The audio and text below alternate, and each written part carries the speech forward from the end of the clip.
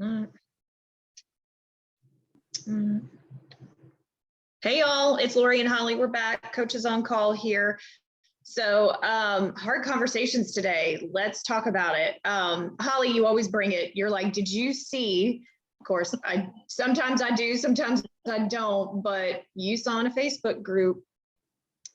You tell the story, you tell it better because I didn't see it. Well, it kind of brought in a lot that's been happening this year that started in January, where in Georgia, we had a change to our buyer brokerage agreements in which the compensation paragraph had made a little bit of a shift and a little bit of the verbiage had changed in how we as buyers agents are compensated. So we've kind of been down this road since January, and it's been very interesting. But I hopped in a Facebook group the other day and saw quite really an unfortunate scenario for this agent. I felt really bad. I didn't really give too much advice. I just said that, of course, the decision is yours. But what had happened was they went under contract and the builder was compensating 1.5%. Well, this agent is, custom like a lot of us. Well, can't really say that. Let's just say her custom commission is 3%. So she had the conversation with them and said, this is a new build. There's a lot involved. I'm typically compensated this, and I'd love to work with you and represent you. Are you willing to pay, the extra above and beyond? And they were like, oh my gosh, of course, of course. So they were all on board. Now, I'm not sure in the post, it did not say whether it was in writing. Or I can't remember if she got it in writing. I'll just put it that way. So maybe it was in writing. I'm not sure. Anyway, they're going through this process. So she's under the assumption she's going to be fully compensated. And apparently it turns out to be quite a big project. And she was extremely involved, and it was over 8 months. And she put in a lot of time, according to her. So a lot of time was invested. There was quite a few issues that had arisen. So fast forward 8 months, now we're getting close to the closing date. And I believe it was about 2 weeks out. And some things may have changed in the buyers. I don't know if they overspent or whatever, but regardless, they approached her and said, hey, we know that we had agreed to the 1.5%, but things are tight now. Is it okay if we just bump that down to 0.5%? I mean, it's better, you're still getting your 1.5% from the builder. And and they only wanted to pay the half. So she would only get total of 2 instead of 3. Yes. So originally they said, we'll pay you the extra 1.5. And so she, that was their agreement. And again, I'm not totally sure if it was in writing. And then it comes down to the closing. And now they say, can you just take an extra 0.5%? We're kind of tight on funds now. So, I can see her being pretty upset. And so she had put it, and I didn't look at all the comments. I just, my thought was this could be happening more and more with us having to negotiate our buyer's agent compensation on the front end, instead of making an assumption that we're going to get fully compensated from the seller. So we know, especially with that lawsuit pending, as that word spreads out, I think sellers are going to become a little more introspective and a little more quizzical on, having to split that commission with the buyer's agent. So I just thought it brought up some talking points of how well prepared are agents to have the compensation conversation now that it's kind of shifting from, especially in Georgia, the way the verbiage is. It has to be clear that, the way the buyer brokerage is, that they're committing to whatever percentage we put in there, whether we are securing that from the seller or not. They have to make up that difference. So it's inferred in our contract. It doesn't even say we'll pay the difference or won't anymore. Right. So I'm just wondering, how that's either changing the landscape or it's not changing the landscape. So what do you kind of think when you hear that scenario? You worked for a builder before, so you kind of. Well, I mean, when you told me this story, there were a couple things that came up. I was just like that. Okay, first of all, good on her for having the hard conversation up front with her clients, right? Obviously, she discussed it. I really hope she got that in writing. I don't know what state she was in. I hope she got that in writing, and maybe there's recourse. I mean, that's up to her and her broker, a decision for another day, but good on her for having the conversation, because I think the majority of us don't have the hard conversation, because that's a hard conversation to have.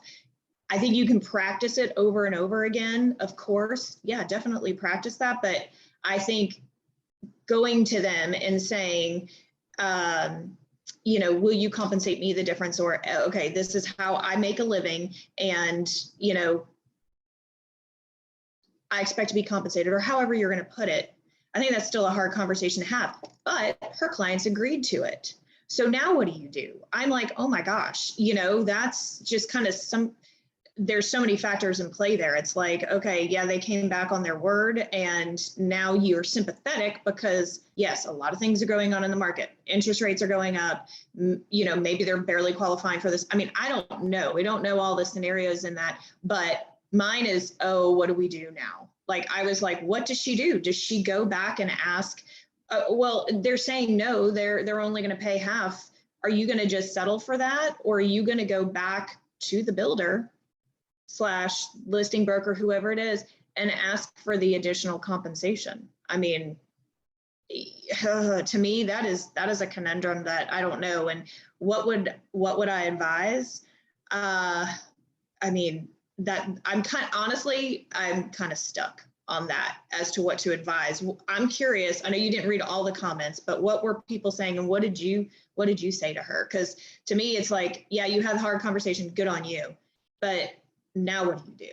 I think a couple of them, I looked at a couple of them, and some people were like, how would they feel if they had a paycheck coming from their company, and then last minute they said, we decided we're not going to pay you what we said we were going to pay you. Mm-hmm. So I saw a few of those. I saw other people be grateful for every sale you got, so there was quite a mix. So it was interesting. What I said was that this could be the sign of the future, where we have to negotiate our compensation right up front with the buyer's agent and not make an assumption that we are going to be paid from the seller. And we could be completely paid from our buyer clients moving forward, mm-hmm. with no compensation coming from the seller. The landscape could change that drastically. I'm not saying tomorrow, but I'm saying with more information that comes out from that lawsuit over the next 3, 4, or 5 years, perhaps, who knows? And I think it's, so anyway, then at the end, I was trying to figure out how I ended it. And I said, only you can really make the decision of what to do. I couldn't even put myself in that position. Yeah, I think it goes two ways. I think agents would either go, okay, you know what, fine, that's fine. I will take it, and I will just do 2% instead of 3%. I'm not going to muddy the waters. I'm going to keep the relationship with this client because I can get repeat business. I totally see how that would be their practice. And, if that's how you're going to practice your business, that's how you're going to practice your business.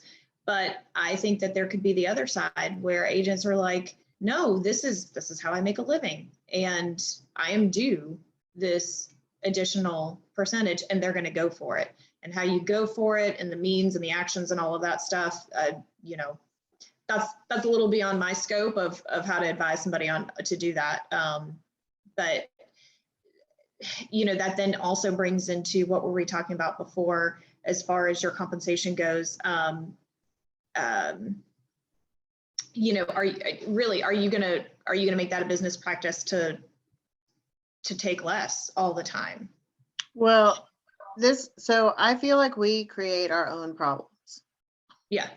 I feel like the real estate industry, realtors, we have created our own problems. This is a problem we've created when we said commissions are negotiable.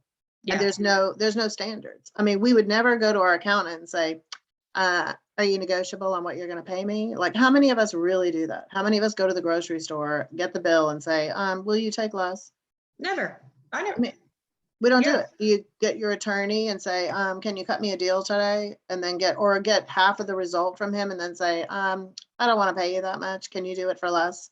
Like, how many of us really shop around? Like, we have created this, because there has not been an industry standard. For some reason, we're not allowed to, but everybody else can. if I want to charge a certain amount, I should have just stayed with it and said, this is what I get. Yeah, You know, but we've been trained because we have been compensated typically by the seller for so long. So we've trained buyers to never feel like it needs to be a service that they have to pay for. right. Even though we're doing such a great job, has the buyer really ever had the ability to really experience our skill set when they're not really paying for it? I mean, they're paying for it in the cost of the house, perhaps, Yeah, but truly, when you really break it down, it's never been an added fee that they're really saying, okay, I'm willing to pay you $21,000 to make sure that you're going to negotiate on my behalf. You're going to take care of the 184. We've never broken it down that way. We are so confident going into our sellers and saying, we're charging this amount because this is all the things that we do and I'm worth it. And I'm willing to give half of it away. Like, we've just created such a, you know, they always say buyer's agency was the best thing that was created, but before a buyer's agency, everybody represented the seller. So yeah, could we be shifting back to everybody representing the seller? And I don't know, like, this is Yeah. what is so interesting to me. But now, if you look at it, every time an agent is willing to take whatever is offered, we're training the public. I mean, and I'm not saying that it's bad. I'm just saying that this is what's happening. So there's some agents that are just they're grounded in their value. They've been able to articulate the difference between price and value, which is part of the go-getter, you know, the 5 laws of the go-getter. So if you're able to do that, great. You're not going to have a problem. And new agents coming into this, if they've never experienced this before too, they're not going to have the problems like we saw when we taught the RAM class. There was new Yeah. agents. We're bringing up issues and the new agents are going, what are you talking about? Because they didn't have a frame of reference. Exactly. Sometimes Exactly, they our didn't. frame of reference is what really hurts us. I say it all the time, old dogs, new tricks. You know, you can't teach us old dogs new tricks. We've learned all the bad stuff, which is why I love new agents, because they're just like, I mean, and honestly, I know a couple new agents that have I know a couple new agents that have said they've gone to their clients and gotten the difference. They've had that hard conversation. I know hard conversations are not fun, but I think you do it. You've got to just make a decision for yourself, because I think prior to this call, or not, you know, what we're doing right now, we looked at, you know, is there a lot in things that are on the market, the buyer agent compensation that's being offered?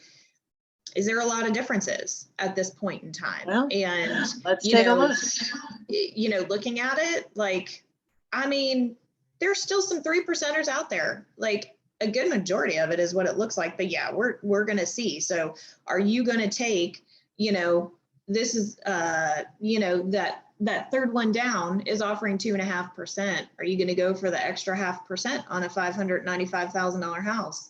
Some agents we've taught, they're like, nah, not on that. I'll just let that 0.5% go and just let it not, you know, not stand in the way. And then others are, I'm going for that extra 0.5%. Well, and here's in 2 the past, here's 2.25. Then there's plenty of 2%. So I think what the issue comes is when you're showing all these different property, here's 2%, 2.5, 2.75, 3, 2.5, 3, 2, 3, 3. You don't know what you're going to be compensated. no. So, and you have to fill something out in the buyer brokerage agreement. Now, if you want to put in a stipulation that's going to say, okay, I'm going to get this, I'm going to get this, then it comes down to, well, what listing agent isn't going to start to feel like, well, the buyer's agent needs to negotiate their own fees, so I'm going to take 4 and offer 1. Like, I mean, I'm not saying that's going to happen, but well, here's another view.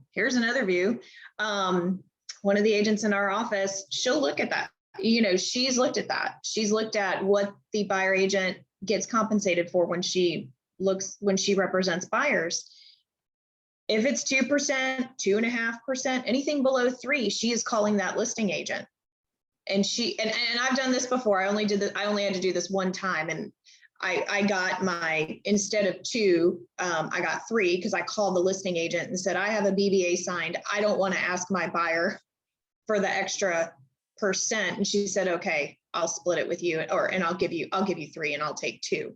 Well, our agent has called the listing agent and said, you decided to reduce your commission, not me. I'm out here, I'm bringing you a ready, willing, and able buyer. I'm bringing this person to you. You're the one who decided to reduce your commission, not me. And we're co-oping together. So she asks them to compensate her 3%. So even if the listing agent agree, because the seller's paying it. Yes, the The seller's seller's paying it. So really, if they're splitting it, if it's, 2 and 2, and then the buyer's agent is asking the listing agent to pay more, I mean, I know there's states where listing agents always offer less because they're the one carrying the cost of the listing. So, I think that's kind of interesting, but I've heard of another, you can just put it into the purchase and sale agreement and let the seller decide let the seller decide if they want to raise the commission that's being offered, because it's ultimately the seller's decision. The listing agent, you can start with the listing agent and say, are you willing to take less? That, to me, I mean, I don't know. I'd probably just put it right in the purchase and sale agreement and say, as a special stipulation, buyer's agent is requesting 3% commission to bring qualified buyer. Yeah. So, I mean, it going ahead, it going into it, you're making that offer for your buyer. If it's 2.5, you can, right into, we even have a special stipulation, I think, already worded out, saying that, we're asking the listing agent to pay us the difference. If compensation, I guess, is offered less than 3%, we're asking the listing broker to pay the difference. But then it also states in there that if the listing broker doesn't want to, then we're asking the seller to. Well, and you have to have the conversation with that's why it all stems from the buyer brokerage agreement, because it's not ethical to not show someone a property if you're not going to be paid. Plus they can find, and that's not in the best interest. And if anyone's doing that, shame on you, and I'll call you out on it. I don't care what you say. And I agree with that. I agree with that. Don't let it get in the way. Don't let it get in the way of the showing. If you're not strong enough to set the expectation in the conversation at the beginning, then in my opinion, you show everything that's available, period. Like they could get it. That's a big ethical thing in my opinion. Now, and that's really what started the lawsuit. So I hope everybody realizes that the whole lawsuit was started because someone said, if you don't offer enough, no one's going to show your house. That's what started the entire thing. So anyway, so to me, if you have the conversation, say, my fee is 3%. What we're seeing in the marketplace is that the sellers are offering less because the seller has to approve of what the buyers, it's in their agreement. The listing agreement shows the split right away on what that listing agent is willing to offer a cooperating broker. So they're signing off on it. It's not like an agent gets to change it whenever they feel like it. Not without the sellers. The seller is agreeing to whatever that listing agent is doing. Am I correct? Correct. So they can't just inadvertently change the commission when they feel like it without the seller being involved and knowing about it. And that's why I think it needs to be in the purchase and sale agreement, because ultimately it's the seller's decision to say, no, we agreed that we were going to pay, that you were going to pay 2% to a co-op. And so if you don't want to change what you're offering, I'm fine with that. You know what I mean? Or they may say, I was only offering you 3. What if people start offering 0.5% to a buyer's agent? Like, and I'm not saying that all is going to happen. So no, people don't need to go crazy. I know this is a hot topic anyway, so I'm sure we're going to get lots of comments, which we want. So my one thing I wanted to say was, in the beginning, if you're just honest with your client and say, listen, I typically have always secured my earnings from the cooperating of the listing agent. So the seller agrees, and most of your buyers, a lot of them have sold a house, so they know They've already been on the selling side, typically, not always, but so just say typically it's 3%. What we're seeing in the marketplace is that commissions have come down. We're seeing 2.5, we're seeing 2, as I can show you. If you pull up whatever price range you're showing them, we've actually seen less than 3% in a lot of the lower price points. Higher price points, it seems to be the full 3%, whatever. So if you show them and say, you know, if my fee is 3% and I'm showing you a 2.2, a 2.5, a 2, are you prepared to make up that difference? Whether we figure it out in that way we do the financing, or if you bring that money extra, I mean, there's creative ways that we can fund that difference. But what is your thought process on that? So, and if you're not willing to do that, then if you put in Georgia, if you put 3%, then you should be getting 3%. So if you don't get 3% and you're just taking less, they also need to know that you're willing to take less, because otherwise they're under the buyer brokerage agreement to fund that full 3%. Exactly.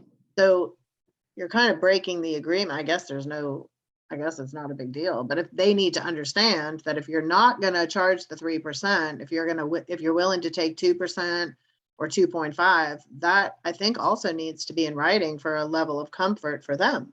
I believe so. I agree with you. Yes. So and there's a special stip that you can put in for that, but I'm just curious what most agents are doing. And I haven't talked to anybody. I'm gonna guess, and I hate to guess because I mean, I don't want to put a number on it, but when we had that mastermind one time and we talked about this in the mastermind, a good bit of them are saying they're not going to go back and ask. I remember them saying that. So that's their choice. I mean, that's their choice. It's totally their choice, but all we're doing is saying it's okay to take less. Yes. Less. And then everyone's just going to be going after listings. But then do you know your business well enough to be like, you know, it's okay if I don't ask for the difference. I mean, like, either as a new agent getting started, or maybe you're only in it for 2 or 3 years. Maybe you're not looking at your business that way. Like, has anybody ever looked at, okay, when I'm working with a buyer, this is how many hours I'm with them on average, and this is the typical cost that I'm going to absorb when working with a buyer. So does it make, just cold hard facts and mathematics, I guess, does it make sense for me to take a hit on what I could typically be fully compensated for versus what I'm willing to settle for? I know, but I don't know if anybody's looking at that. Well, even looking at it like that, like, oh, I'm going to get into real estate and just settle for whatever the wind blows my way. I mean, the whole industry is just crazy that we're even, what business runs by saying, I'll take whatever I can get? Like, and part of the problem is we're like, we made the $1 Million Club. We made all this money. That's part of the problem, is that we sit here and brag about how much money we make. And then we say, it's not about the money. Like, really? Then why is every award about money? I mean, it's unbelievable to me. I don't know any other industry. I keep looking for other industries that brag about how much money they make. I mean, most people that brag about how much money they make, then they're the target. And we're such a target. Why are we not just talking about how many homes we sold, how many families we helped realize the American dream? Like, why isn't that the focus of all the awards? Why is it always a dollar amount? Like, it's just, that's really a problem. Well, I think we're all salespeople in some kind of way, and we all love recognition. So that's another conversation for another day. But look at it from a business standpoint of view, even on the listing side, are you gonna take a listing for 4%?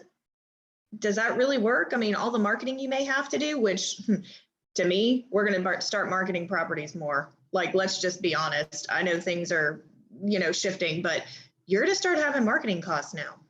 Can you afford to do 4% and carry that listing for 2 months, 3 months, maybe eventually when things correct themselves? So I think you have to look at it from on both ends. You've got to look at it as a business decision. And I think the people getting into the industry now definitely have an advantage, because they're not going to have the frame of reference that a lot of us have from years. So, I know we always like to end on best practices, and and I think we should. Now, I know we can't talk about any kind of price fixing, so not the Yeah. rate, but I do think as one best practice is to really analyze what is your conversation when you go and list a property.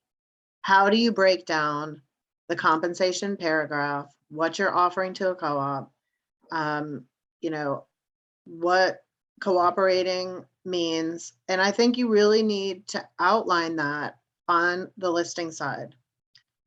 With the buyer, it's the same thing. Really have your value proposition. I'm not a big fan of feeling like, and I know it's justifying like where our money goes. I don't like justifying where our income goes because I don't think that's anyone's business. Like, I don't even get it all and I have to pay my taxes. Well, everybody has to pay taxes. Everybody has bills. And if we have to pay a brokerage, that's because that's the choice we made. Like, I don't feel like that is anybody's business. But I do think when justification comes into place, it needs to be all centered around what is the value we're bringing to that client? Why are they better off using my service than going it alone? And if you can't articulate that, then you are going to have a challenge in either staying clear on what the commission is that you're willing to take, or, just going with the wind, and the wind may take a really nasty turn and it could be less and less and less. And then how do you recover from that? So I think we all need to get really grounded in how we discuss the commission paragraph. That's my one best practice. What do you think? Also, just kind of. I think you really, truly, I hate to, I don't want to be one size fits all, but I really, truly think you have to decide. You have to decide yes or no. I hate to be so black and white about it because, yeah, we've made situations and commissions negotiable. I know you sort of have to be flexible, but I think you just have to decide. You're like, no, I'm just not working for less. Like, this is my bottom line. It's not just I know what I'm worth, but I know what it takes and what the time and the effort and the skills set and everything that I'm putting into it. And I think you have to decide whether, okay, I will ask for the difference, but here's the thing. Let's get with your broker, figure out, okay, what are my options? If it is 2.5% and I want the 3% and my buyers are not able to do it or they're not willing, what are my options? How do I then gain that? So have your options and know what to do. So it's, okay, I'm going to first talk to my buyers about this, but if they're not on board with it, do I decide to work with them or not? Okay, I still want to work with them, but how do I then seek the difference if that's the way I'm going? Or I'm just not making a big deal about this and I'm going to get what I get. I mean, it's up to you. You make the choice, but decide. I think you really have to just be that decisive upfront about it. And I think it's so interesting. Like, there's about 10 other things I want to say, but we are out of time for take 3. But yeah, I mean, there's no reason we can't continue the conversation in the comment section, because Yeah. I'm sure this has opened up a lot of ideas that we haven't even thought of, because it's you and I having this conversation here. So I can't wait to see the comments and see how we can expand our thought process on this, because I know there's some brilliant minds that are like, oh my gosh, I want to scream right now at the computer, you should be thinking of this. And I know that there's probably some stuff that we're missing. So it's going to be really fun. And we may even revisit this, because I do have a couple other ideas. But it'll be fun when we have our broker in here too. So we can we can have our managing broker kind of give us some extra spin. So this take 3 this week will probably be revisited, but we are welcoming and really look forward to all kinds of great input on this to help us all, because I think this could be a new landscape for some of us. Yeah. Forward. And at the end of the day, I hope that realtor figured out what she was going to do.